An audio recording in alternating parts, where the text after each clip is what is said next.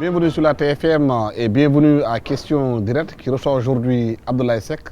Abdoulaye Seck est économiste, professeur à l'université Cheikh Anta Diop Dakar. Monsieur Seck, merci d'avoir accepté notre invitation.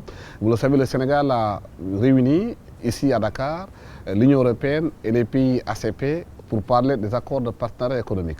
Beaucoup de Sénégalais se posent des questions. C'est quoi les accords de partenariat économique? Qu'est-ce que ça signifie? Oui, effectivement, lorsqu'on parle d'accords de partenariat économique, il s'agit pour l'essentiel d'instruments de la coopération économique et commerciale entre l'Union européenne d'une part et les pays qu'on appelle ACP, Afrique, Caraïbes, Pacifique. Donc lorsque vous regardez ces accords, ils ont effectivement une histoire qui n'est pas aussi longue, mais quand même qui est intéressante à rappeler. C'est que d'abord, vous avez eu tout un ensemble de conventions, d'accords, à partir par exemple de 1963, lorsque vous avez eu les accords de Yaoundé. Ensuite, en 1975, vous avez la convention de Lomé. Maintenant, la plupart de ces accords ont consacré, si vous voulez, des arrangements commerciaux entre les pays ACP et l'Union européenne. À savoir, nos produits pouvaient rentrer librement, sans droit de douane, sans barrière tarifaire, donc sur le marché européen. Maintenant, il n'y avait pas ces réciprocités, à savoir les produits européens qui venaient sur nos marchés, c'était des pays qui continuaient tout simplement à être frappés disons, de droit de douane. Maintenant, on s'est rendu compte qu'à un moment donné, il fallait tout simplement leur accorder cette faveur-là. Donc, c'est pour ça qu'on a eu donc, en 2000 l'accord de Cotonou. Et cet accord de Cotonou, si vous voulez, a consacré les APE, les accords de partenariat économique. Maintenant, un des éléments importants, si vous voulez, de ça, c'est qu'effectivement, il faudrait consacrer, si vous voulez, cette réciprocité. Autrement dit, les pays se sont engagés donc à ouvrir les marchés de l'ACP aux produits venant d'Europe. Maintenant, vous avez tout un ensemble de débats autour de cela. Est-ce que cela pourrait avoir des effets négatifs sur la structure même de nos économies, le tissu industriel, l'emploi, les conditions de vie des populations? Je crois que c'est tout un ensemble de questions qui sont posées sur la table et qui font l'objet de négociations depuis quand même 2000. Et jusqu'à présent, vous avez tout simplement certains pays qui ont pu signer, mais d'autres effectivement tardent à signer. Le Sénégal s'engage, si vous voulez, dans cette voie de concrétiser, si vous voulez, ces accords. Mais je crois que le débat est ouvert à ce niveau-là, en termes d'effets que cela pourrait avoir sur la structure de nos économies, mais également sur le bien-être économique et social de nos populations. En termes clairs, les pays ACP, c'est-à-dire que l'Union européenne, peut exporter ses produits finis dans les marchés de ces pays ACP, en Afrique, au Sénégal. Quelles sont les conséquences que cela peut avoir sur le tissu industriel du Sénégal? Oui, les conséquences sont énormes et vous verrez que la plupart sont négatives. Certains parleraient même de mort annoncée de nos économies. Peut-être que c'est un peu exagéré, mais je crois qu'on n'est pas tellement loin, si vous voulez, de ce scénario catastrophique que l'on peut dessiner. Si vous voulez, pour analyser les effets, on pourrait distinguer différentes catégories de biens. Lorsque, par exemple, vous avez des biens finaux, autrement dit des biens qui sont directement utilisés par les consommateurs, par les ménages en termes de consommation finale, lorsque les prix baissent, parce que tout simplement vous avez ces produits qui peuvent rentrer chez nous gratuitement, donc en tant que consommateur, c'est bénéfique pour nous. On pourra acheter les biens alimentaires à des prix réduits parce qu'il n'y a plus de taxes douanières. On pourra acheter des biens d'équipement. En tant que consommateur, peut-être qu'on pourrait gagner parce qu'on aurait tout simplement acheté des biens à des prix inférieurs. En tant que producteur, si vous avez des biens d'équipement, vous avez des biens intermédiaires qui rentrent dans le processus de production, les tarifs qui sont démantelés, c'est tout simplement les prix qui baissent. Et quand les prix baissent de vos intrants, c'est tout simplement un regain de compétitivité. Mais ces arguments positifs ne vont pas trop loin. Parce que tout simplement, lorsque vous voyez par exemple les effets négatifs que cela pourrait avoir, c'est que tout simplement vous avez ces producteurs européens qui peuvent maintenant vendre leurs produits à des prix relativement réduits. Donc le problème c'est quoi? C'est qu'en tant que consommateur, effectivement, on pourrait gagner avec ces prix qui baissent. Mais le consommateur, c'est également un travailleur. Parce que notre revenu est issu du travail. Donc ça veut dire que si nous avons ces secteurs économiques qui sont dans des difficultés parce que tout simplement, ils ne peuvent pas faire face à cette concurrence étrangère, donc c'est vraiment des conséquences négatives en termes d'emploi parce que c'est des secteurs qui sont appelés à disparaître. Donc en tant que consommateurs qui sont également travailleurs dans ces branches, ça veut tout simplement, on risque de perdre notre emploi, on risque tout simplement de perdre notre revenu. Donc ça veut dire qu'en définitive, même si les prix baissent, les prix des biens importés baissent, ça veut dire qu'on serait vraiment dans l'impossibilité de pouvoir les acheter parce que tout simplement pas de revenus. Maintenant, un autre élément, c'est du point de vue des producteurs. C'est qu'effectivement, on dit que les biens intermédiaires qui rentrent dans le processus de production, vous avez les prix qui baissent, c'est bien pour nous. Mais si vous avez des producteurs qui ont du mal à écouler leur produit final, Parce que tout simplement, il y a la concurrence qui arrive. Donc, quelle que soit cette baisse des coûts que vous allez avoir avec la réduction des tarifs sur les produits importés qui arrivent d'Europe, vous aurez du mal donc à pouvoir faire face à cette concurrence parce qu'une fois de plus, c'est des producteurs étrangers qui sont beaucoup plus compétitifs. Et ce qui est vraiment important à souligner à ce niveau-là, c'est que c'est des producteurs qui, pour la plupart des cas, bénéficient d'aides, de soutien important de la part non seulement de leurs États nationaux, mais également de la communauté de l'Union européenne. Vous prenez par exemple le cas des produits alimentaires qui vont venir. Vous avez l'agriculture qui est subventionnée à hauteur de milliards d'euros, aussi bien par les gouvernements nationaux, mais également par ces organes communautaires. Donc vous avez ces producteurs qui sont d'abord très compétitifs, maintenant qui bénéficient de soutien dont ne bénéficient pas tout simplement nos producteurs, parce qu'on connaît les programmes d'ajustement structurel qui sont venus il y a quelques années pour dire que non, il faudrait tout simplement réduire ces soutiens. Donc ça veut dire qu'en définitive, nous allons jouer, mais à des niveaux relativement différents. Donc ça veut dire qu'en définitive, les effets négatifs sont relativement très importants et cela, si vous voulez, alimente tout un ensemble de craintes qui sont justifiées et cela nous amène donc à nous poser la question de savoir pourquoi signer ces accords. Oui. En termes clairs, aujourd'hui par exemple, un Sénégalais qui est dans l'agroalimentaire, si ces accords sont signés et que les produits européens viennent sur le marché sénégalais, il risque lui de fermer et de déflater parce qu'il ne pourra pas faire face à cette concurrence. Effectivement, le risque est énorme parce que vous avez d'abord cette concurrence qui est déjà là. Et nous avons vraiment un secteur agroalimentaire qui peine vraiment à décoller, à pouvoir vraiment jouer le rôle qui lui revient de droit en termes par exemple de transformation de nos produits agricoles primaires, mais également en termes de satisfaction de la demande importante de nos consommateurs. Maintenant, si vous regardez même la situation actuelle, vous avez cette concurrence énorme provenant tout simplement des pays européens. Maintenant, avec ces accords, on leur donne un avantage additionnel. Non seulement par rapport à nos producteurs qui auront du mal effectivement à survivre, mais ce qui est également important dans ce débat, c'est de ne pas oublier que vous avez des producteurs européens qui viennent sur nos marchés, qui seront non seulement en concurrence avec nos producteurs nationaux, mais également avec les producteurs venant d'autres pays, tels que le chinois, le libanais, l'américain, etc. Donc ça veut dire que vous avez des économies qui ont du mal, si vous voulez, à s'adapter à ce contexte de mondialisation. Parce que lorsque vous regardez la plupart des prévisions, telles que celles faites par l'OCDE, vous avez l'Union européenne qui est en déclin. Parce que lorsque vous regardez sa part dans l'économie mondiale, dans le PIB mondial, donc c'est une part qui va passer disons de 17 à 12% dans les 30 années à venir. Donc ça veut dire tout simplement, vous avez ce déplacement du centre de gravité de l'économie mondiale vers essentiellement les pays d'Asie de l'Est et généralement les pays émergents.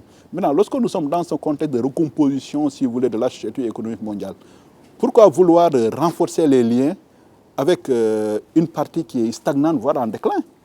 Pourquoi ne pas revoir notre stratégie même de développement sous l'angle commercial, mais également sous l'angle économique de façon générale, en donnant plus de poids à des partenaires émergents et relativement moins de poids à des partenaires en déclin. Donc ça veut dire que... Justement, si aujourd'hui le Sénégal accorde ses accords de partenariat économique avec l'Union européenne, est-ce que la Chine, qui fait des faveurs aux pays africains dans ses investissements, dans ses financements, ne peut pas demander la même chose aussi par rapport à nos marchés? Oui, effectivement, ça c'est une possibilité qu'on pourrait effectivement imaginer. Et puis la réalité, je crois, nous dit qu'effectivement ça pourrait être le cas. Parce que lorsque vous regardez une des clauses que nous avons au niveau de l'OMC, dont le Sénégal est membre depuis 1984, donc l'avènement de l'OMC, l'Organisation mondiale du commerce, donc vous avez une clause importante, à savoir ce qu'on appelle la clause de la nation la plus favorisée. Cela veut dire quoi? Cela veut dire que lorsque vous accordez des faveurs à un pays qui est partenaire commercial, vous devez faire de même avec tous les autres partenaires commerciaux. Donc cela veut dire qu'à un moment donné, ces pays pourraient évoquer, si vous voulez, cette clause et dire effectivement, bon, on a une concurrence sur les marchés des pays ACP et cette concurrence nous est défavorable parce que tout simplement, vous avez des avantages qui sont accordés aux produits européens. Et cela va vraiment dans le sens opposé, si vous voulez, de nos propres intérêts, nous pays américains, nous chinois, qui amenons nos produits vraiment sur ce marché-là. Donc cela veut dire que vous avez tout simplement, lorsqu'on parle d'accord de partenariat économique, je crois que c'est une stratégie même de repositionnement de l'Europe sur ces marchés qu'on pourrait considérer comme marchés captifs. Autrement dit, nous avons des économies prisonnières.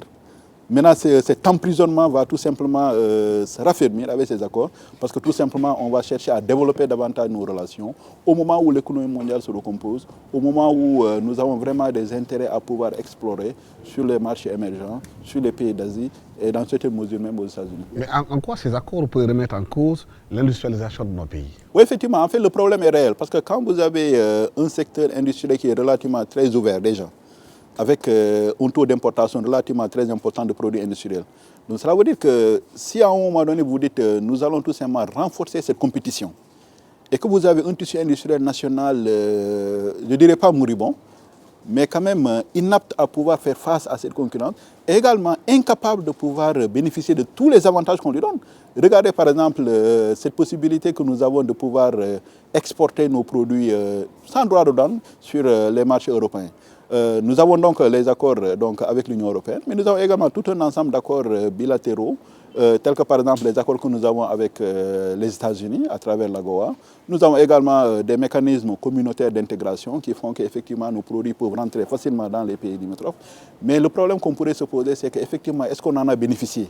Et je crois qu'on n'en a pas bénéficié pour essentiellement 2 ou 3 raisons. La première raison, c'est que ce que les Européens nous donnent avec la main droite, mais ils le récupèrent avec la main gauche. Autrement dit, lorsque nous disent on va vous ouvrir nos marchés, on est d'accord. Ça pourrait permettre vraiment à nos produits de pouvoir pénétrer sur ce marché-là. Maintenant, on leur dit comment vous allez vous y prendre. Ils disent qu'on va diminuer les barrières tarifaires, à savoir tout ce qui est droit de douane. Cela veut dire que vous ne devez pas payer de droits de douane si vous voulez exporter votre produit sur le marché européen. On leur dit OK. Mais ce qui s'est passé au même moment, c'est que les barrières non tarifaires ont connu vraiment un regain important. Autrement dit, on vous dit d'accord, pas de droit de douane sur vos produits. Mais attention, il y a des normes qu'il faut respecter, à savoir les normes, par exemple, sanitaires. On vous dit, par exemple, votre arachide contient de l'aflatoxine et ce n'est pas bon pour nos consommateurs. Donc, pas d'arachide chez nous. On vous dira, par exemple, que votre mangue, par exemple, n'a pas la forme esthétique voulue par nos consommateurs. Donc, on n'a pas besoin de vos mangues. Donc, ça veut tout simplement, vous avez les barrières tarifaires qui sont démantelées. Mais de l'autre côté, vous avez les barrières non tarifaires qui viennent tout simplement à la rescousse. Donc, en termes nets, vous verrez que c'est un marché qui est resté relativement fermé pour nous, en dépit des accords que nous avons, en dépit de ce qu'on nous dit en termes de pouvoir intégrer ce marché de façon relativement très facile. Là. Et quand vous regardez même les chiffres, vous verrez que si vous prenez les 15 pays de la CEDEAO, vous verrez qu'on était à 7% de part de marché sur, dans l'Union européenne. Mais ça, c'était en 1975. Donc, lorsque tout simplement, on avait donc mis en place ces différents schémas d'organisation-là. Maintenant, quand vous regardez le chiffre que nous avons en 2011, nous sommes passés à 3%.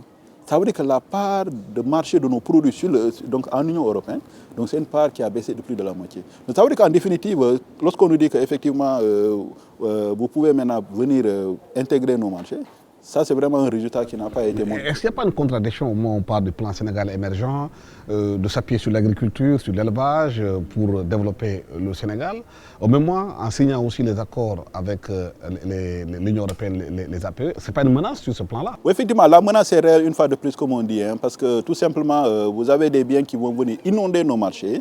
Vous avez des marges de manœuvre qui seront très réduites, non seulement pour nos producteurs, mais également pour les consommateurs. Parce qu'une fois de plus, le consommateur, il est également travailleur. Vous avez également des possibilités d'investissement de l'État à travers son budget qui pourraient être effectivement réduites. Parce qu'une fois de plus, lorsque vous... Des pertes relativement énormes. Et vous allez voir que les conséquences même de ces pertes, c'est ce qu'on appelle la fiscalité de porte.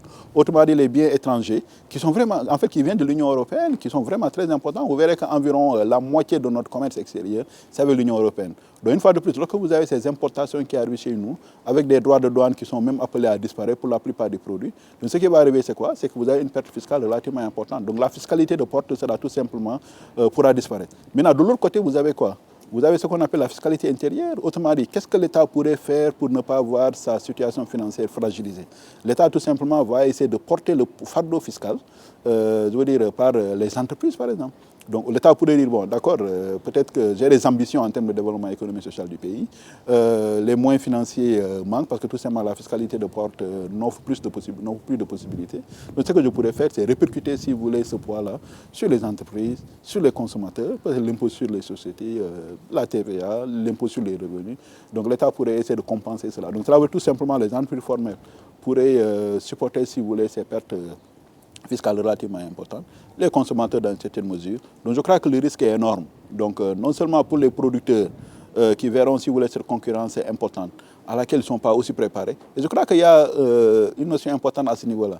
Parce que lorsque les accords sont venus, on dit effectivement, on va signer ces accords à partir de 2000, donc il y a eu des négociations. Ce qu'on leur a dit au départ, c'est qu'on n'était pas prêt.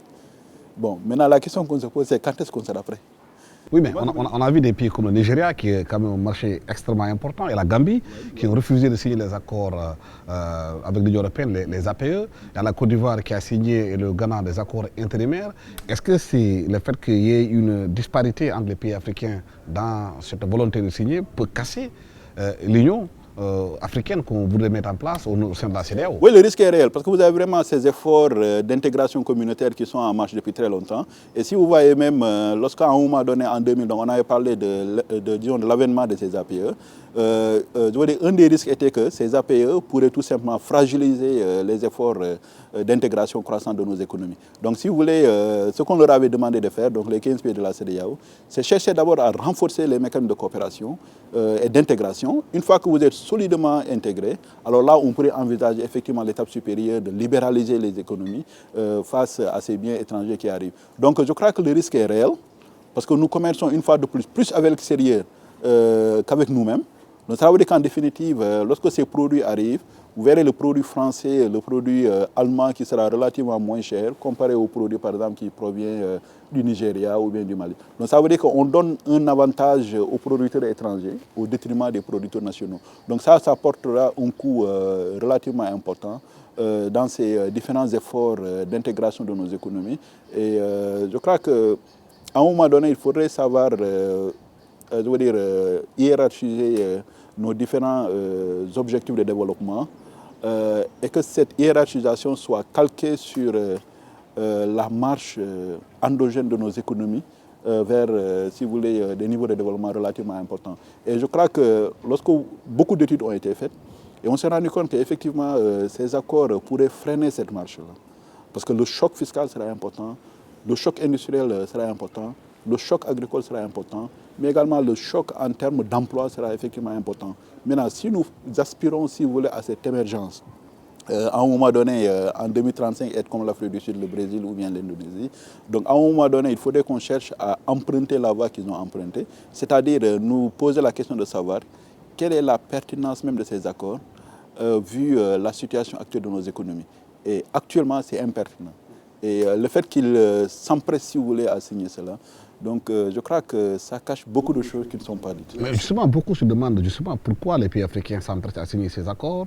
Est-ce que, par exemple, derrière cette précipitation, il y a quelque part des raisons politiques, de maintien peut-être de certains de nos dirigeants, qui sont, comme disait souvent Feu Ahmed Alidien, les premiers représentants de l'extérieur dans leur propre pays? Oui, en fait, vous savez, pour comprendre les mécanismes économiques, souvent vous avez besoin d'évoquer des mécanismes non économiques. Essentiellement les mécanismes politiques. En fait, c'est ce que nous appelons en économie l'économie politique de la politique économique. Autrement dit, lorsque nous envisageons des politiques commerciales à mettre en œuvre, qu'est-ce qui est derrière ces décisions? Souvent, c'est des négociations. Ce qu'on ne dit pas souvent aux populations. Ce qu'on ne dit pas souvent, effectivement, parce que vous avez tout simplement des intérêts stratégiques qui sont mis en avant. Une fois de plus, lorsque vous avez ces politiciens nationaux qui vont rencontrer les politiciens extérieurs pour pouvoir discuter de ces mécanismes de coopération économique et commerciale, quelle est notre capacité même de négociation? Ça, c'est la première question qu'on pourrait se poser.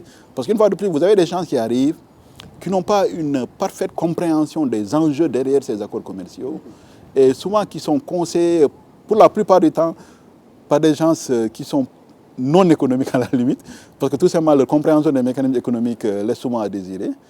Avec ce commerce avec l'Union européenne, beaucoup ne comprennent pas pourquoi l'Afrique de l'Ouest, la CEDEAO elle-même, ne peut pas avoir un commerce beaucoup plus développé pour se passer peut-être des accords avec l'Union européenne, parce qu'on dit que la CEDEAO c'est un marché de 300 millions de consommateurs quand même. Tout à fait, quand vous avez 15 pays qui depuis plus de 30 ans disent que 40 ans maintenant disent oui, on va développer le processus d'intégration de nos économies. Effectivement, quand vous regardez la plupart, à mon niveau, il y a deux éléments qu'il faudrait prendre en compte. Le premier élément, c'est que si vous voulez libéraliser les échanges, vous pouvez le faire sous l'angle des barrières non tarifaires, des barrières tarifaires. Autrement, vous dites pas de droits de douane, pas d'impôts, etc. à la frontière. Là, c'est bien. Mais ce qu'on constate, c'est que vous avez tout un ensemble de barrières non tarifaires. Et parmi les barrières non tarifaires, ce n'est pas tellement les normes de santé que nous avons de l'Union européenne, mais c'est essentiellement la faiblesse de nos institutions. Quitter par exemple le Sénégal pour aller, en fait Dakar pour aller à Bamako. Mais combien de checkpoints vous allez rencontrer le long de ces routes-là? Et n'allez même pas loin. Regardez même, parce que vous savez souvent on nous parle d'intégration régionale, d'intégration avec l'extérieur. Mais est-ce que nos économies même sont intégrées? Est-ce que le Sénégal même est intégré économiquement? Prenez un bien, par exemple, qui va quitter Dakar pour aller, par exemple, à Ziguinchor. Regardez tout un ensemble de péripéties auxquelles vous devez faire face si tout simplement vous pouvez y aller. Donc, autrement dit, je pense qu'effectivement, on devrait chercher à intégrer nos économies. Mais il ne faudrait pas oublier que l'intégration devrait effectivement avoir lieu d'abord au niveau interne. Donc l'intégration nationale et ensuite pensons à l'intégration internationale. Mais si on revient comme on avait commencé au début avec les accords de l'APE et les pays africains, si on regarde bien, ces accords ont beaucoup plus de conséquences négatives pour nos économies que de conséquences positives. Tout à fait. En fait, lorsque vous regardez, lorsqu'on parle de libéralisation des échanges, généralement vous avez des gains, mais vous avez également des avantages, en fait des conséquences négatives. Donc les gains, c'est quoi? C'est généralement lorsqu'on vous ouvre les marchés. Et c'est effectivement ce qu'on a pu avoir lorsqu'on nous dit effectivement amenez vos produits qui peuvent rentrer chez nous de façon gratuite. Et là, lorsqu'on parle effectivement des barrières tarifaires, mais les barrières non tarifaires sont venues maintenant remettre en cause tout cela. Maintenant, lorsque nous ouvrons nos marchés, mais effectivement, on ne peut avoir que des effets négatifs. En fait, l'économie peut-être théorique vous dira qu'on pourrait avoir des gains. Mais ces gains sont assujettis tout simplement à une certaine recomposition relativement aisée du tissu industriel. Autrement dit, vous avez des secteurs qui vont faire face à cette concurrence extérieure, des secteurs dans lesquels nous ne sommes pas compétitifs. Donc, c'est des secteurs qui sont amenés soit à se recomposer, voire à disparaître. Donc, ce qui pourrait se passer, c'est que tout simplement, vous avez des ressources productives qui sont dans ces secteurs, qui devraient tout simplement migrer vers des secteurs où nous avons des avantages comparatifs et dont effectivement l'économie pourrait bénéficier. Autrement dit, la main-d'œuvre devrait pouvoir circuler aisément des secteurs en déclin vers les secteurs qui connaissent ce boom. Mais ce qui se passe, c'est que dans la réalité, ce n'est pas tellement le cas. Oui, mais si on regarde au fond, la plupart des grosses entreprises qui sont en Afrique, surtout au Sénégal, c'est des entreprises étrangères. Est-ce qu'au fond, ces accords-là ne privilégient pas ou bien ne donnent pas de bénéfices à ces entreprises au détriment des Sénégalais de souche? Non, en fait, l'idée, c'est que tout simplement, quand vous avez des entreprises qui sont relativement introverties, autrement des entreprises qui s'intéressent, si vous voulez, à la demande nationale. Donc là, je crois que vous ayez un capital extérieur ou pas, dans tous les cas, vous risquez de perdre parce que tout simplement, vous pouvez avoir cette concurrence étrangère qui arrive à laquelle vous ne pourrez pas faire face. Maintenant, les rapports de force peuvent être différents. Quand vous avez des entreprises qui sont relativement tournées vers l'extérieur, autrement dit, c'est des entreprises qui bénéficient tout simplement de ces technologies étrangères qui arrivent. C'est des entreprises qui se frottent avec les meilleurs dans le monde. Donc, c'est des entreprises qui, généralement, ont cette capacité d'adaptation relativement importante face à cette concurrence qui peut être relativement importante. Maintenant, lorsque vous regardez les entreprises nationales que nous avons chez nous, les PME, et puis plus loin encore, l'informel. Donc, quand vous avez ces secteurs maintenant qui doivent faire face à cette concurrence qui arrive, donc, quelles pourraient être les conséquences? Les conséquences, c'est que tout simplement, vous avez des mécanismes d'adaptation qui sont relativement très fragiles. Donc, autrement dit, lorsque la concurrence arrive... C'est plus de chômeurs, plus de non-emploi? Non, généralement, ce qu'on pourrait avoir, c'est que tout simplement, c'est des secteurs qui seront fragilisés. On pourrait penser effectivement à un démantèlement d'un pan important de nos tissus industriels, agro-industriels, voire même l'agriculture. Donc, ce qu'on pourrait avoir donc, en termes de conséquences, c'est que tout simplement, vous avez des travailleurs qui risquent de perdre leur emploi parce que tout simplement, c'est des secteurs qui sont en difficulté. De l'autre côté, vous avez des revenus qui risquent de disparaître parce que c'est des individus qui, à un moment donné, travaillent, maintenant qui se retrouvent au chômage. Donc, c'est des revenus tout simplement qui baissent. Mais également, on ne le souhaiterait pas. On penserait peut-être même avoir une certaine instabilité sociale. Parce que lorsque vous regardez tout simplement ces accords qui sont signés par les politiques et qu'on se rend compte que plus tard, les conséquences économiques et sociales sont désastreuses.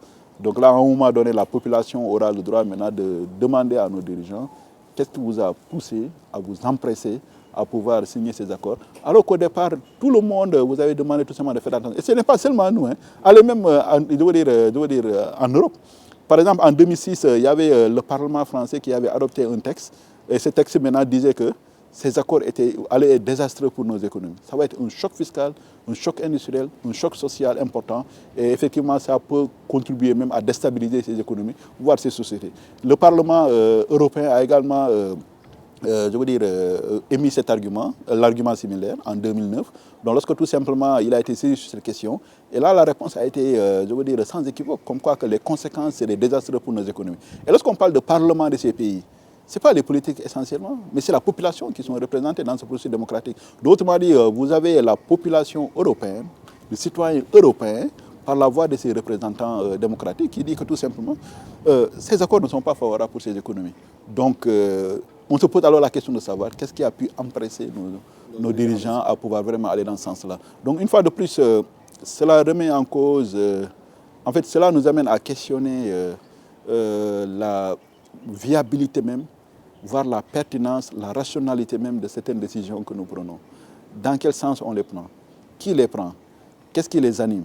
Est-ce que c'est leur intérêt égoïste, personnel, ou bien est-ce que c'est l'intérêt général? Et je crois que si on se pose ces questions, on devrait plutôt chercher à forcer, si vous voulez, la démocratisation du débat, non seulement à travers ces organes que nous avons, mais également là où se prennent même ces décisions-là. Autrement dit, qu'on laisse suffisamment de place aux économistes lorsqu'il s'agit de prendre des décisions économiques. Parce que ce qu'on a vraiment dans ce pays, c'est vraiment dommage, et je l'ai dit depuis très longtemps, l'économie n'est pas laissée entre les mains des économistes. Absolument. Et là, je crois que ce qu'on peut avoir comme conséquence, c'est des décisions économiques qui n'ont aucune rationalité économique, sinon politique, voire égoïste. Et je pense que quand on parle de changement, le premier pas qu'il faudrait faire, c'est vraiment à ce niveau-là. Absolument. Abdoulaye Seck, merci d'avoir été avec nous sur ce plateau de la TFM à Question Directe. Vous êtes économiste, professeur à l'université Cheikh Anta Diop de Dakar. Nous parlions avec vous des accords des APE, les conséquences que cela peut avoir sur nos économies, sur le plan social, sur le plan économique et fiscal pour nos pays. Je rappelle que le Sénégal a signé les accords APE, mais ne l'a pas encore ratifié, parce que c'est l'Assemblée nationale qui doit ratifier ces accords. Ben, espérons qu'au niveau de l'Assemblée nationale, qu'un débat se mettra en place, que les députés qui sont à l'Assemblée nationale sauront défendre les intérêts des Sénégalais. Merci d'avoir été avec nous sur ce plateau de la TFM. Merci à tous ceux qui ont suivi l'émission avec nous. Merci. Au revoir.